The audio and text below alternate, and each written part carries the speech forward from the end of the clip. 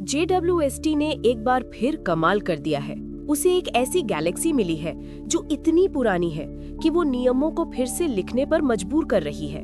इस डिस्कवरी के साथ बहुत सी चीजें बदलने वाली हैं और ये समझने के लिए कि ऐसा क्यों है, चलिए टाइम में थोड़ा पीछे चलते हैं। युगवचन की वीडियो में आपका स्वागत है।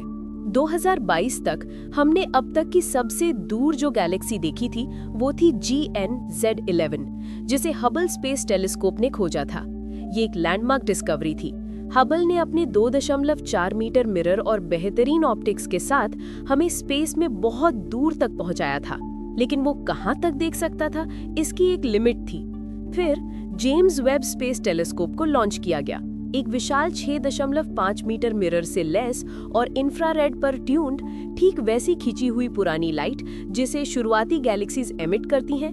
वेब ने सिर्फ हबल के काम को आगे नहीं बढ़ाया, उसने उसके रिकॉर्ड्स को तोड़ कर रख दिया।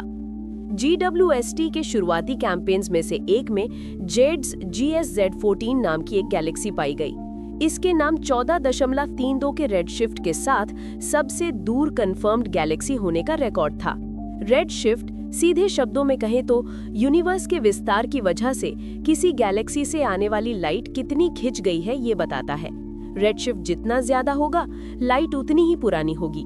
फिर आई MOM-Z14, 14.44 के रेडशिफ्ट के साथ इसने हमारी नजर को टाइम में और भी गहराइयों तक पहुंचा दिया।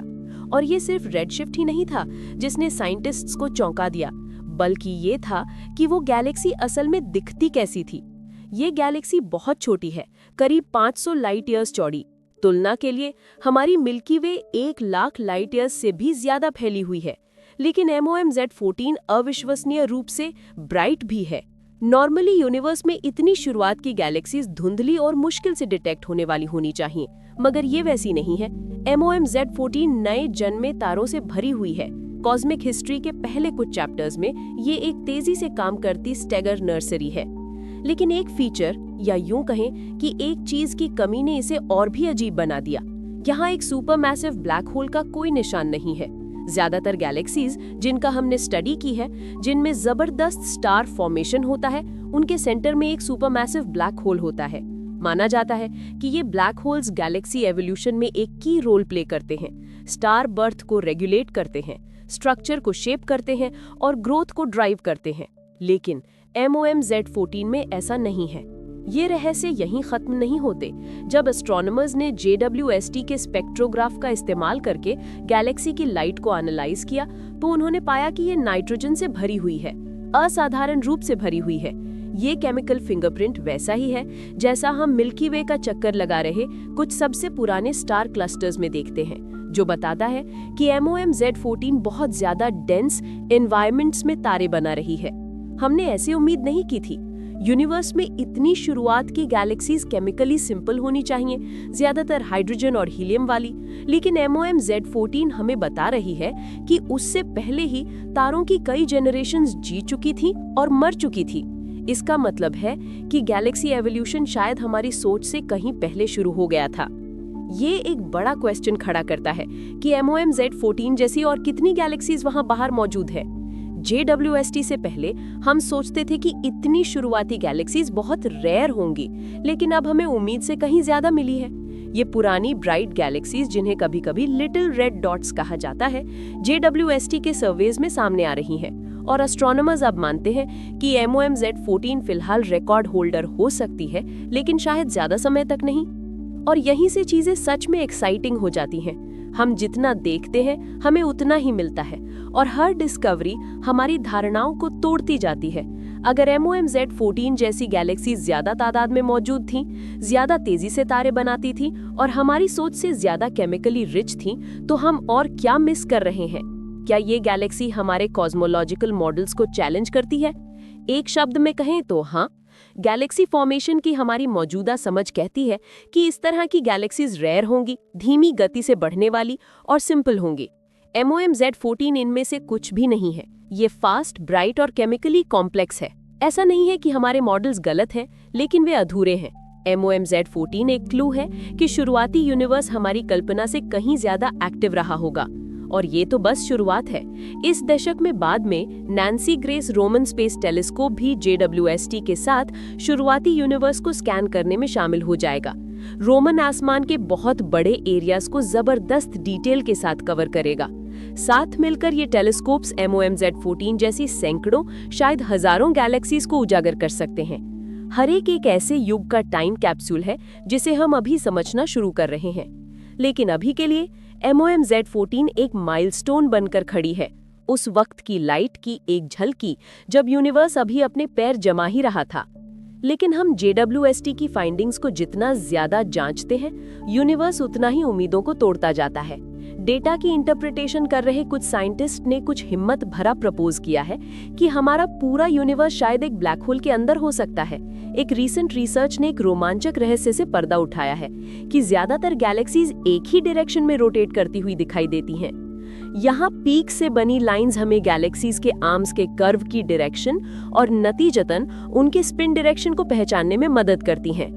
ये सिग्निफिकेंट है क्योंकि एक ट्रूली रैंडम यूनिवर्स में गैलेक्सी रोटेशंस को मोटे तौर पर दो डायरेक्शंस के बीच बराबर बटा होना चाहिए। स्टडी के ऑथर्स के मुताबिक ये चौंकाने वाली फाइंडिंग, जो मौजूदा कॉस्मोलॉजिकल मॉडल्स का खंडन करती है, ये हिंट दे सकती है कि हमारा यूनिवर्स खुद एक ब्लैक होल के अंदर है। इसे समझने के लिए हमें ब्लैक होल्स की फिजिक्स को देखना होगा। जब मैटर ग्रेविटी के तहत कोलैप्स होकर एक ब्लैक होल बनाता है तो ये एक इवेंट हॉराइजन बनाता है, एक ऐसी बाउंड्री जिसके पार कुछ नहीं जा सकता, यहाँ तक कि लाइट भी नहीं। जो कुछ भी इस बाउंड्री को क्रॉस करता है वो बाहर के ऑब्जर्वर के लिए हमेशा के लिए खो जाता है। हालांकि इवेंट होराइजन के अंदर क्या होता है ये अभी भी एक मिस्ट्री है। यहीं पर ब्लैक होल कॉस्मोलॉजी की बात आती है। इसे श्वार्ट्ज़चाइल्ड कॉस्मोलॉजी भी कहा जाता है। ये सजेस्ट करती है कि हमारा ऑब्जर्वेबल यूनिवर्स असल में एक बड़े पेरेंट यूनिवर्स के भीतर एक ब्लैक होल का अंदरूनी हिस्सा हो सकता है। अब बिग बैंग पर गौर करें। स्टैंडर्ड मॉडल हमें बताता है कि यूनिवर्स की शुरुआत एक सिंगुलैरिटी के तौर पर हुई थी, इन्फिनिट डेंसिटी का एक पॉइंट, ठीक एक ब्लैक होल के सेंटर की तरह। अगर हमारा यूनिवर्स असल में एक ब्लैक होल का अंदरूनी हिस्सा है जो एक बड़े पेरेंट यूनिवर्स में बना था, तो इसका मतलब ये होगा कि बिग बैंग खाली स्पेस में हुआ कोई एक्सप्लोजन नहीं था, बल्कि वो मल था जब मैटर एक ब्लैक होल में कोलैप्स हुआ जिसने अंदर एक नया यूनिवर्स बनाया। इसका एक और इम्प्लीकेशन है, हमारे यूनिवर्स का हर एक ब्लैक होल एक दूसरे बेबी यूनिवर्स का दरवाजा हो सकता है। ये भी एक्सप्लेन कर सकता है कि नेचर के फंडामेंटल कॉन्स्टेंट्स लाइफ के लिए फाइन ट्यून्ड क्यों लगते हैं, क्योंकि वो ब्लैक होल्स जो स्टेबल यूनिवर्सेस बनाते हैं वो इस प्रोसेस के जरिए बने रहने और रिप्रोड्यूस करने की ज्यादा संभावना रखते हैं। साइंटिस्ट्स का मानना है कि ये आइडिया कई कॉस्मिक मिस्ट्रीज को एक्सप्लेन कर सकता है। फॉर एग्जाम्पल, ब्लैक होल्स में जबरदस्त एंट्रोपी होती है जो हमारे यूनिवर्स में मौजूद इंफॉर्मेशन की विशाल मात्रा से मेल खाती है। एक और फैक्टर जो इस सिनेरियो में रोल प्ले कर सकता है वो है टॉर्जन। जनरल रिलेटिविटी की एक्सटेंडेड थ्योरीज में, जैसे कि आइंस्टाइन कार्टोन रिलेटिविटी, टॉर्जन एक प्रॉपर्टी है जो पार्टिकल्स के इंट्रिंसिक स्पिन का हिसाब रखती है और स्पेस टाइम कर्वेचर को प्रभावित कर सकती है। कुछ थ्योरी सजेस्ट करती हैं कि स्पेस टाइम का ये ट्विस्टिंग इफेक्ट बहुत हाई डेंसिटीज पर एक रिपल्सिव फोर्स पैदा कर सकता है जो सिंगुलैरिटीज को बनने से रोक सकता है। अगर ये सच है तो इसका मतलब ये हो सकता है कि एक ब्लैक होल एक इनफाइनाइटली छोटे पॉइंट में कोलैप्स होने के बजाय एक बिग बाउंस का अनुभव कर सकता है, जहां कोर वापस उछलता है और बाहर की ओर फैलता है, जो मुमकिन है कि अंदर एक नए यूनिवर्स को जन्म दे। साइंटिस्ट्स ने आगे कहा कि ऐसे बिग बाउंस के बाद तेजी से हुआ रिकॉइल ही शायद हमारे एक्सपैंडिंग यूनिवर्स का कारण बना, एक ऐसी घटना जिसे अब हम बिग बैंग कहते हैं। नथिंग से एक्सप्लोड होती एक सिंगुलैरिटी के बजाय ये पेरेंट यूनिवर्स में एक ब्लैक होल के कोर से एक रीबर्थ हो सकता था। ये थियरी कॉस्मिक ओरिजिन्स की हमारी समझ को पूरी तरह से बदल देगी, सजेस्ट करते हुए कि यूनिवर्सेस का साइकिल एक लगातार चलने वाला सेल्फ रेप्लिकेटिंग प्रोसेस है। एक और इंटरेस्टिंग पॉसिबिलिटी ये है कि यूनिवर्स का एक प्रेफर्ड एक्सिस हो सकता है। लार्ज स्केल कॉस्मिक स्ट्रक्चर्स की स्टडीज सजेस्ट करती हैं कि जिस तरह से गैलेक्सीज बटी हुई हैं और मूव करती हैं, उसमें पूरी तरह से रैंडम होने के बजाय एक खास अलाइनमेंट है। ये सो कॉल्ड कॉस्मिक एनिसोट्रोपी उस कॉस्मोलॉजिकल प्रिंसिपल को चैलेंज करती है जिसे सब मानते हैं, जो ये मानता है कि यूनिवर्स आज लार्ज स्केल्स पर आइसोट्रोपिक और होमोजीनियस है। अगर यूनिवर्स की सच में कोई प्रेफर्ड डायरेक्शन है तो ये अननोन फिजिक्स की तरफ इशारा कर सकती है, जो शायद इस बात से जुड़ी हो कि हमारा यूनिवर्स एक ब्लैक होल के अंदर कैसे बना या फंडामेंटल फोर्सेस सबसे बड़े स्केल्स पर कैसे इंटरैक्ट करते हैं। इसके अलावा बिग बैंग की इतनी जल्दी बाद पुरानी विशाल गैलेक्सीज का वजूद कॉस्मिक एवोल्यूशन की हमारी समझ को चैलेंज करता है। लेकिन जहां universe inside a black hole theory लुभावनी है, वहीं इन चौंकाने वाले ऑब्जर्वेशंस के लिए एक ज्यादा मॉडेस्ट एक्सप्लेनेशन भी हो सकता है। शायद हमारी यूनिवर्स के कुछ पहले के मेजरमेंट्स गलत हों, खासकर वो स्पीड जिस पर मिल्की वे गैलेक्सी रोटेट करती है।